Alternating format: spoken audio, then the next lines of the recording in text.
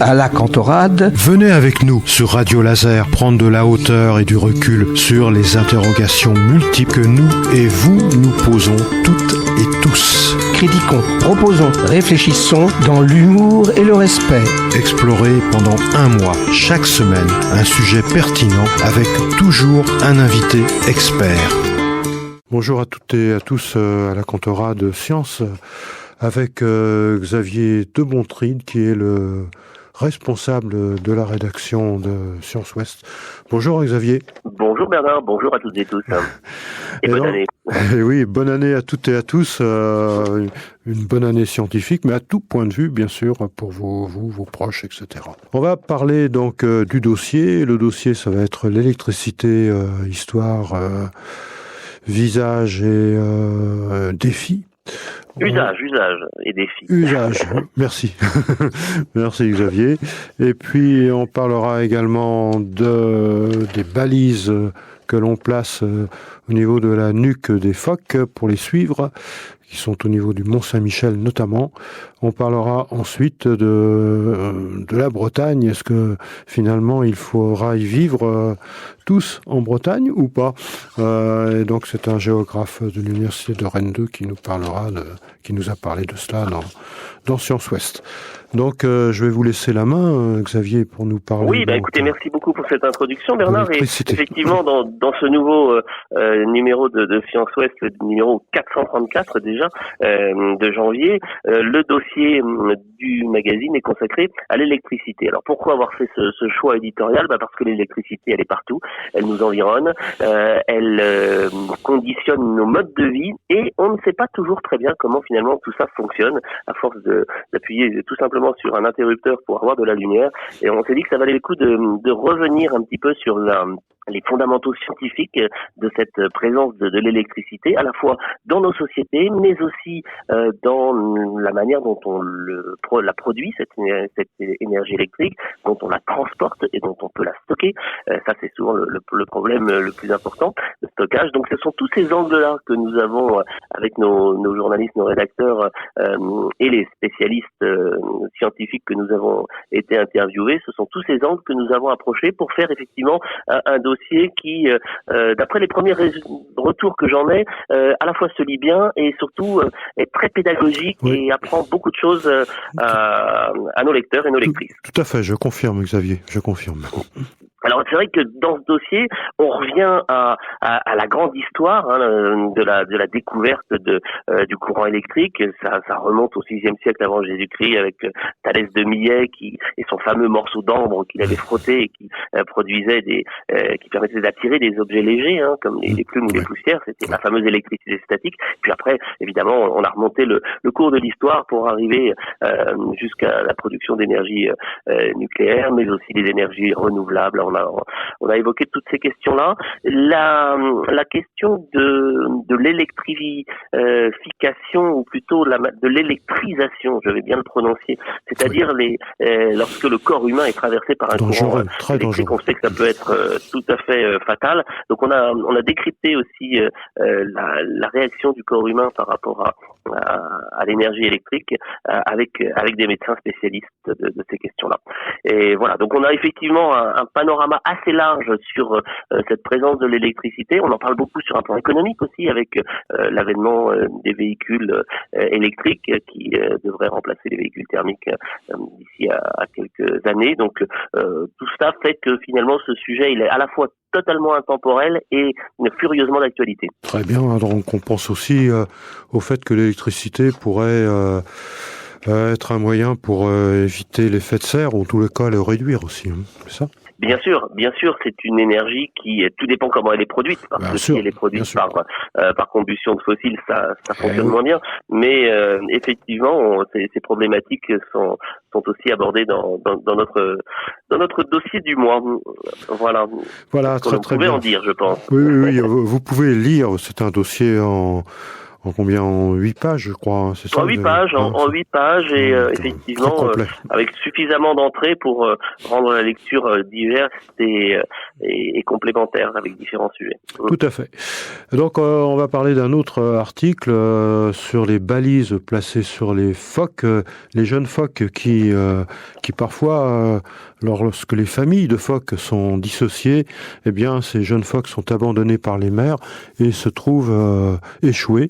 Et donc, il faut les prendre en charge et ensuite, on va les suivre par des balises GPS. Je vous laisse la main encore, Xavier. Oui, alors ça, c'est une initiative qui a été repérée par un de nos journalistes qui a suivi la manière dont plusieurs phoques veaux marins, c'est comme ça qu'on appelle cette espèce-là, ont été suivis après avoir été relâchés dans la baie du Mont-Saint-Michel grâce à l'implantation sur leur nuque, vous l'avez très bien dit, Bernard, d'une petite balise qui va permettre jusqu'à la fin du printemps à peu près de suivre leurs itinéraires. Et cette connaissance que la balise va nous permettre d'avoir comme un système de GPS en quelque sorte sur le comportement de ces animaux va être tout à fait précieux pour comprendre de quelle manière ils se déplacent, quelles sont leurs habitudes aussi, quels sont les sites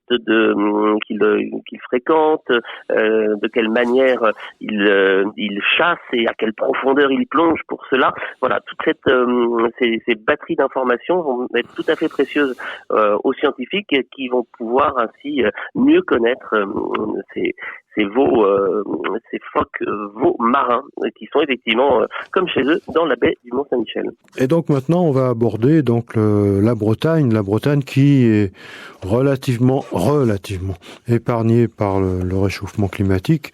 Mais attention, parce que ici c'est un sol très granitique et il y a peu de réserves souterraines d'eau. Et progressivement, les choses vont changer aussi au niveau de la Bretagne. Attention donc. Oui, alors on est allé voir, effectivement, Bernard. On a souhaité accorder un grand entretien avec Louis Amiot, qui est un jeune géographe qui est attaché d'enseignement et de recherche à l'université Rennes 2 et qui travaille justement sur l'attractivité du territoire par rapport aux enjeux du réchauffement et du changement climatique.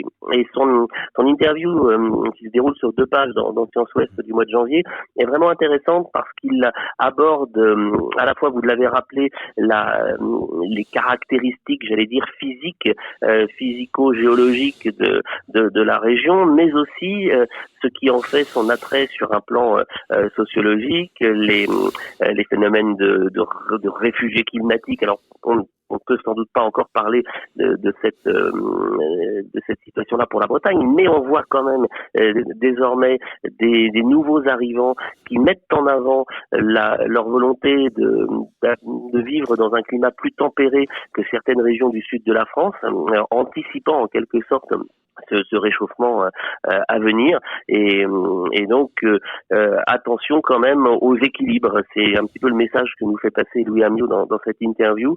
Il faut pas forcément se ruer vers la Bretagne tel un Eldorado parce que ça a aussi des conséquences d'équilibre démographique et d'aménagement du territoire et donc c'est toute cette analyse là qu'il développe dans cet entretien. Oui, avec des températures qui à l'horizon 2100 seront supérieures souvent à 30 degrés sur 30 jours par an, c'est pas mal. Et oui, ça modifie en profondeur nos manières d'habiter en quelque sorte, hein, et les usages que l'on en aura. Alors il y a bien d'autres articles dans Science Ouest, donc on vous invite à vous le procurer. Alors, vous avez raison de le souligner, Bernard. Vous savez qu'on peut nous trouver sur abonnement, évidemment. Également, nous sommes diffusés dans plusieurs librairies en Bretagne. Les étudiants et les lycéens, les collégiens de Bretagne, grâce à l'accord que nous avons avec le rectorat, peuvent aussi, via leurs établissements scolaires, accéder au magazine. Donc, il y a plusieurs moyens de se procurer ce nouveau numéro. Il ne faut pas hésiter non plus, évidemment, via le site internet, en passant par le site espace-science.org. Tout à fait. Donc, beaucoup de choses à lire dans ce Science Ouest du mois de janvier. Vous aviez encore repéré quelques articles qui vous ont plu, Bernard, dites-moi. Alors, notamment la question de science, Michel Cabaret qui nous parle de ces supraconducteurs qui permettent, qui ont très très peu de résistance à des températures très très basses, de moins. Oui, alors c'était un petit clin d'œil avec le dossier sur l'électricité. Et tous les mois, effectivement, Michel Cabaret, qu'on ne présente plus, le directeur de l'Espace des Sciences, a dans sa besace ce qu'on appelle des questions de science, où il répond finalement de manière très très didactique et pédagogique à une question qu'on peut se poser par rapport à des phénomènes scientifiques de tous sortes, puisqu'on avait évoqué le mois dernier pour le numéro de décembre la vitesse du traîneau du Père Noël, vous vous en souvenez. C'est vrai qu'on est revenu à un sujet un peu plus sérieux, mais tout à fait scientifique, avec cette notion de supraconducteur, avec la possibilité de les mettre en place, effectivement, vous l'avez rappelé Bernard, à des températures excessivement basse, puisqu'on parle du degré absolu, moins 270 degrés, je crois. Absolument, dans ces eaux-là, oui. J'ai bien aimé aussi la carte blanche sur la santé des femmes qui nous oblige. C'est par Christelle Nguyen Timo, qui est professeur spécialiste de l'anatomie et de la chirurgie gynécologique au CHU de Rennes. Elle a même été, je crois, l'année dernière ou il y a 2 ans, élue Rennaise de l'année par nos confrères de Ouest France pour ses travaux précisément sur la santé des femmes. Et dans cet article, qu'elle a coécrit avec 2 de ses collègues, Pierre Janin et puis Élodie, je cherche son nom, Ophélie Cartin. Il y a une espèce d'approche pluridisciplinaire sur cette manière dont on prend en compte la santé des femmes. Et cet article, effectivement, est tout à fait intéressant. Tout à fait. Et enfin, un conseil ou 2 de livre, L'aventure de la biologie, par Laurent Loison chez Grasset en 2025. Et puis, Les Lumières vivantes par Monsieur Gouverneau et Coquen, Messieurs Gouverneau et Coquen, aux éditions KE 2025. Ça, c'est procuré par, je crois, et transmis à Science Ouest par la Bibliothèque des Champs Libres, je crois. Tout à fait, puisque la bibliothèque de Rennes, qui est hébergée dans les bâtiments des Champs Libres, eh bien, nous fait bénéficier chaque mois d'une sélection d'ouvrages à dominante scientifique que nous pouvons porter à la connaissance de nos lecteurs dans cette rubrique dédiée. Transmettre. Donc, lisez Science Ouest du mois de janvier 2026. Et on vous souhaite encore une très très bonne année 2026 avec beaucoup de curiosité. Restez curieux, toujours curieux. C'est toujours essentiel.